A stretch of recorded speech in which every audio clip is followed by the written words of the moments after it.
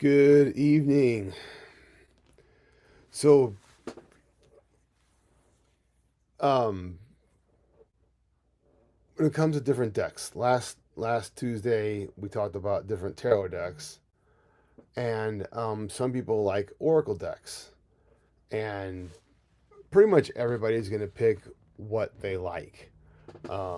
If you're into witches and witchy stuff, you'll pick something on that line, so on and so forth.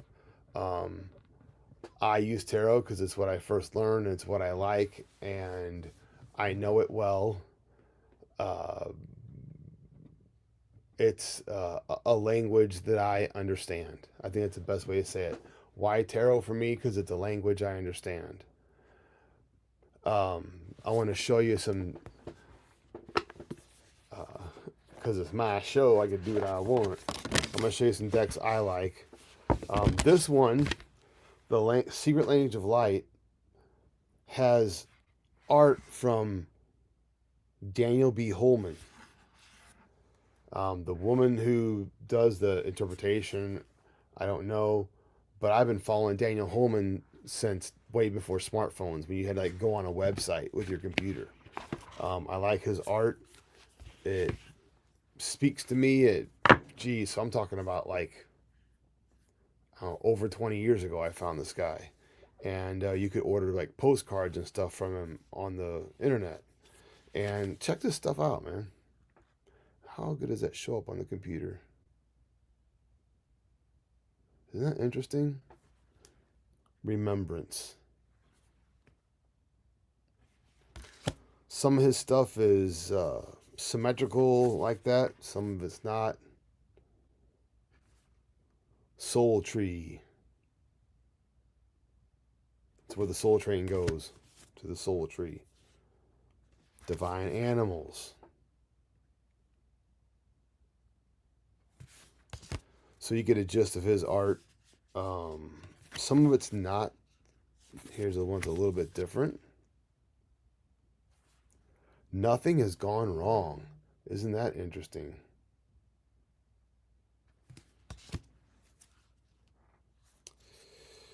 So that's just an artist that I have been following for a long time, and I like him.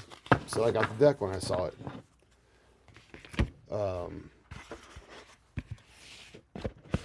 You might like it for like that one, the art.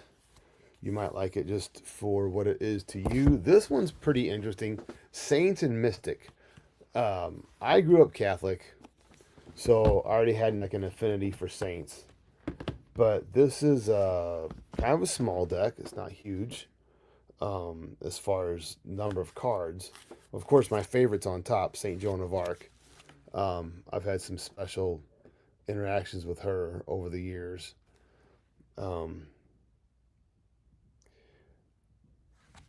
But this is exactly what it says it is. Saints and mystics. Saint Valentine, Emmanuel Swedenborg, spirituality. He's kind of one of the founders of spiritualism. Before it was really called spiritualism. Leonardo da Vinci. Sure, maybe he looked like that. What do we know? And so why or when would I use this deck? It's usually a question of who wants to work with me or what energy is good for me right now. And I would pull one of these. I've never used it for a reading per se with multiple cards. But I just think it's cool. It's Confucius.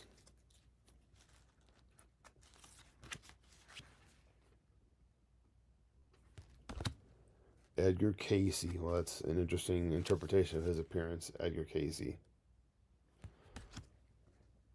So things like that. St. Paul.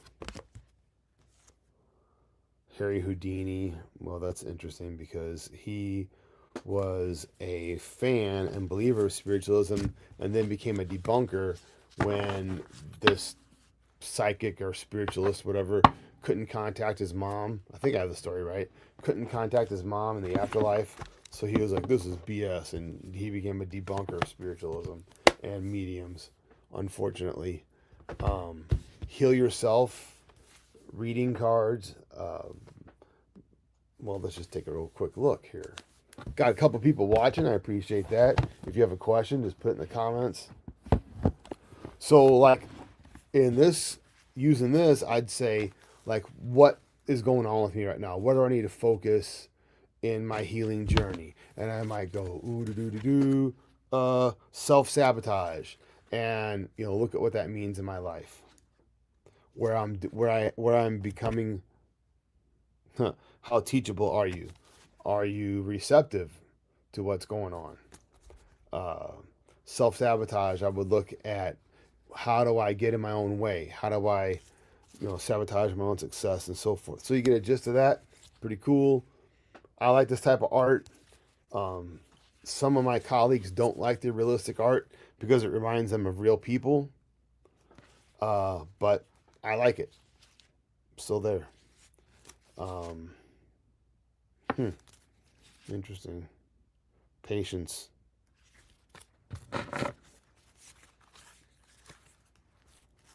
Just patience.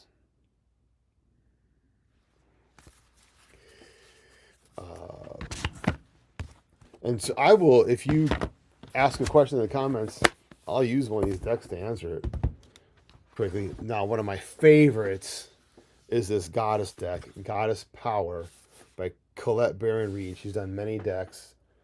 I really like this deck. I like the art, and I don't know, it's just, for me, it's my intuition and what I'm drawn to. Well, I guess it's not, and it is. Okay, there you go. It's a box inside of a box. Again, I would use this like, what energy is around me, what do I want to work with, type of a question.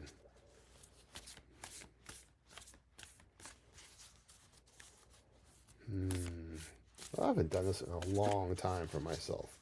Let's see. I'll say my little prayer. Divine oneness of being, ascended masters and teachers, our own personal guides and overlying angels, thank you for coming close this time as William comes here today seeking information to shed light upon his path. And I dropped one. What dropped out here? Mama Kocha? Water? Never heard of her. Not interesting. South American? African? I don't know. I'll find out. It is number 33. Take the book. 33. 33. Maya is illusion. That's funny. Mama. I'll pronounce it Kocha. It's Q-O, not Q-U.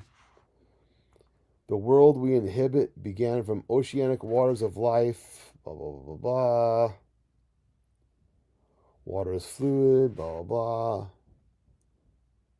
The answer to your question lies in determining what forms of water reveals. Sorry. The answer to your question lies in determining what form of water reveals the conditions of your life and then recognizing the next evolution of your life's potential. If you are in an ebb, you can expect a flow. Mama Kocha reminds you that the waters of your life are perfect as they are now, and just as perfect in the way they will evolve. Unlimited potential is revealed when this goddess comes to visit. Okay. Let's be honest, it's pretty vague. All right? But it just so happens that today I had a conference call with a friend, a colleague, and made some pretty big plans for my professional life. So that this card came up and that last sentence of unlimited potential is revealed when this goddess comes to visit, that'd be great. So what am I going to do with this? I might take this card and set it out where I can see it and remind me of that. Because, I'm born in the sign of water and I really enjoy, fire. I'm born in the sign of fire. I really enjoy fire and all the things that includes symbolically.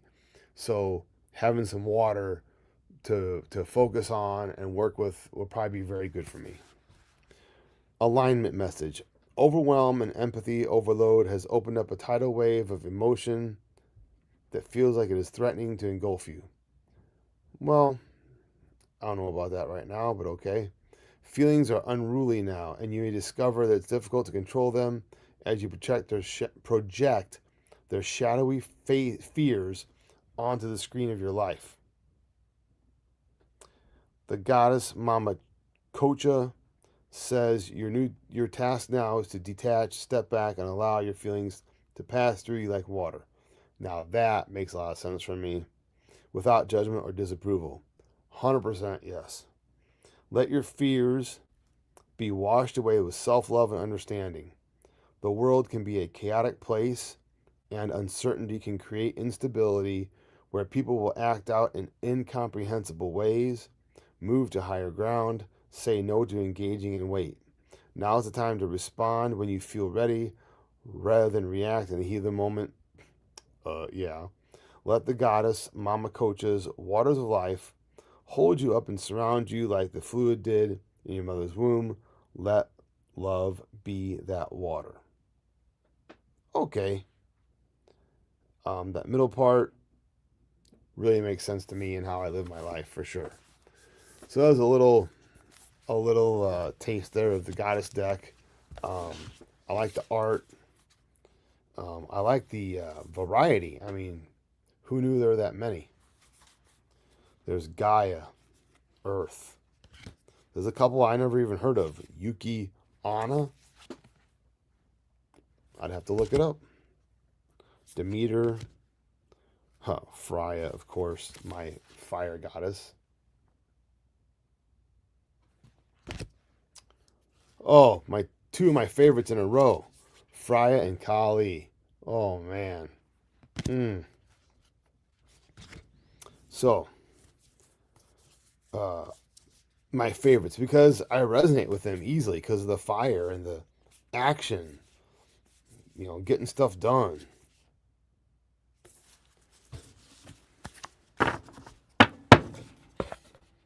Let's see. Put those back in there. And this goes in here. And the book, Goddess Power Oracle. That's the name of it. I really like this one. Did I say that already? I really like it. So there's a taste of some Oracle decks that I like. You see you can pretty much see the kind of art that I like. And there's small ones too. Like a really common one is the Lenormand. Usually they have no words on them. Yeah, they have a number and a letter oftentimes, but no words, no meaning to give, which I think is pretty cool. A friend of mine reads with these and has read with them a long time. I can't remember what there are many Lenormand decks you can get, just like tarot decks. I can't remember which one he uses, but he does good stuff.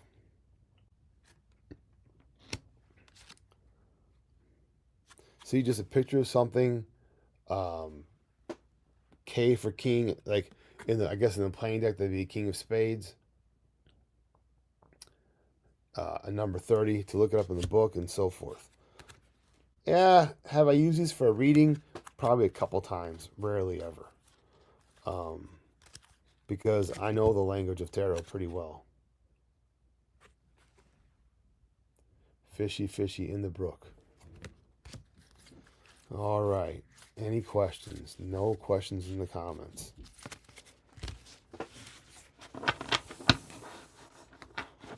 Nancy said healthy boundaries. I think she was commenting on what I was talking about earlier.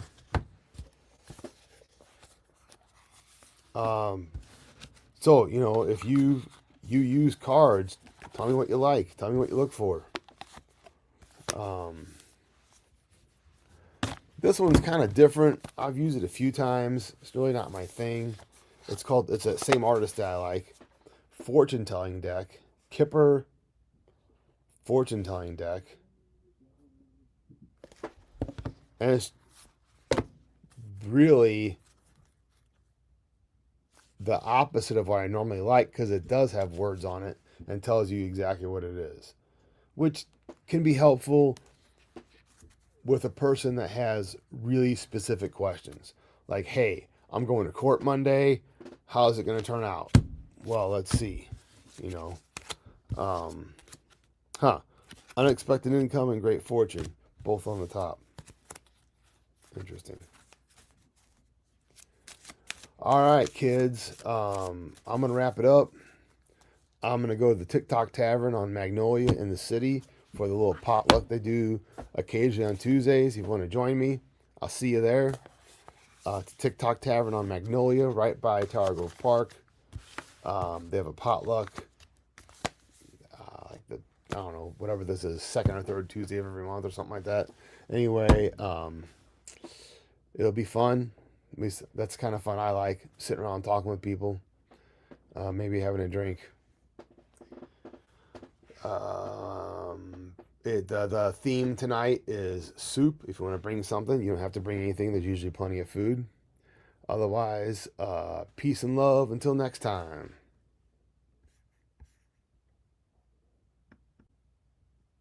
Oh, hi. Hi, person on YouTube. Thanks for tuning in. I was just signing off. Uh, I've been doing these Tarot Tuesdays every Tuesday, usually in the evening. Today I did it a little early because I'm going to go do a thing. So I can do a quick one. I can't pronounce all those letters you got, 2440. What name should I use for you?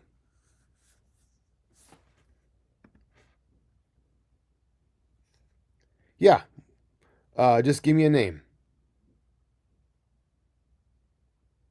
Oh, Krishna.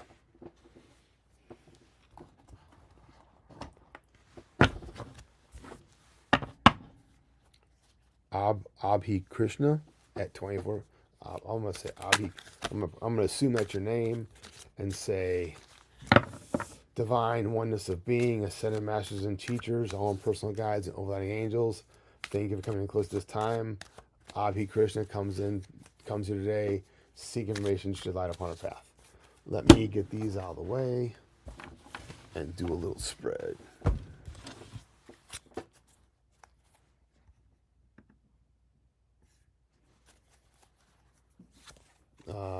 A person's feelings for you. So justice, 3 of Cups, 6 of Pentacles. You know what? I didn't cut. Let me do this here. Didn't feel divine oneness of being, ascended masters and teachers, our own personal guides, and all angels. Things like this time. Avi Krishna comes here today, seeking information to shed light upon her path.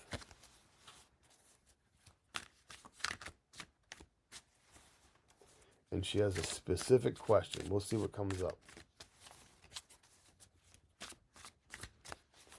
I'm going to cut. Boom, boom, boom, boom, boom. All right. The Hierophant. The Sun. So there's probably some conflict about like fitting into other people's expectations or rules. There's the 2 of Cups, the relationship card. There's a Knight of Pentacles, Ace of Pentacles, 8 of Pentacles, the Empress. Interesting. The Fool and the Magician. All right. So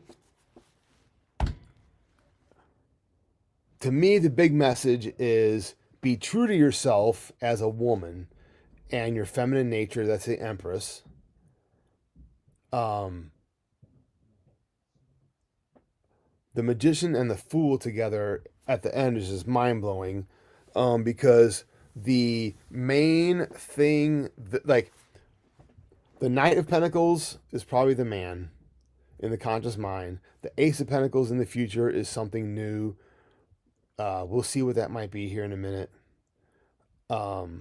But the Fool and the Magician are really strong indicators of You create it. If you want something, you create it. That magician, the magician says, and that's the final card, the card that to me, not so much the outcome as what wraps it all up, what sums it all up.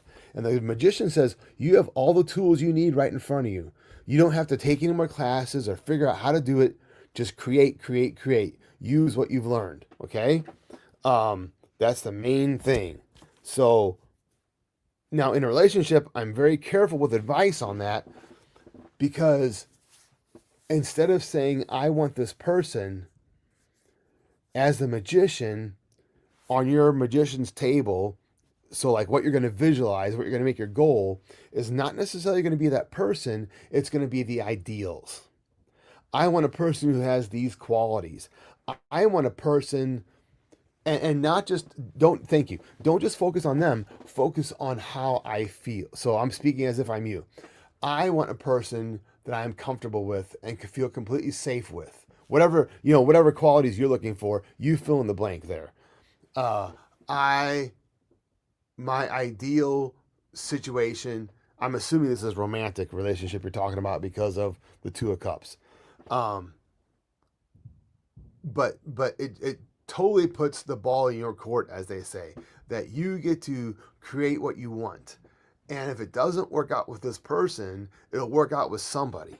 I can almost, as sure as I can be about a reading, I'm that sure. I'm very sure something will work out, because you know what's not out here? There's nothing out here going, holy crap, look out, train wreck ahead.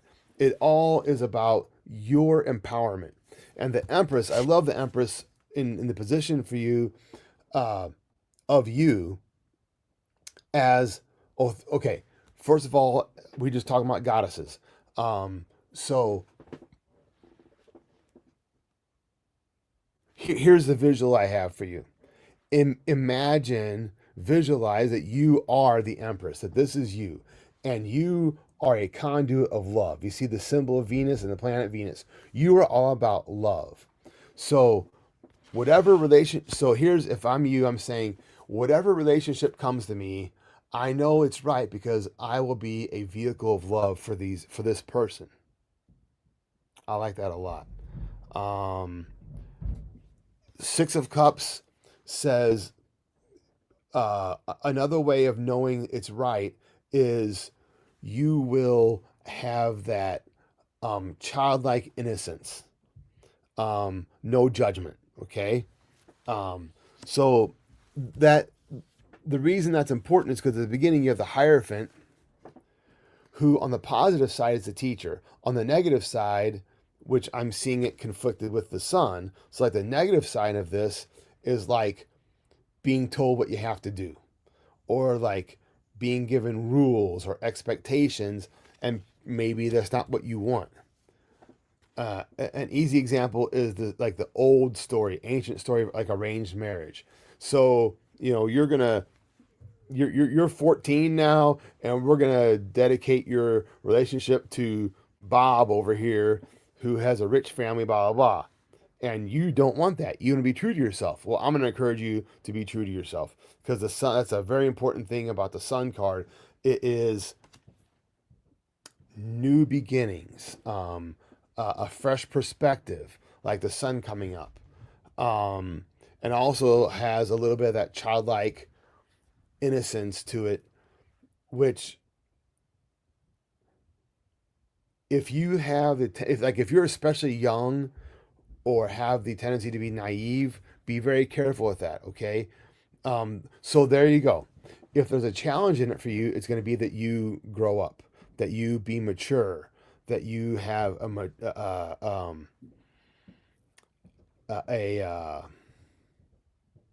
high like outlook or perspective,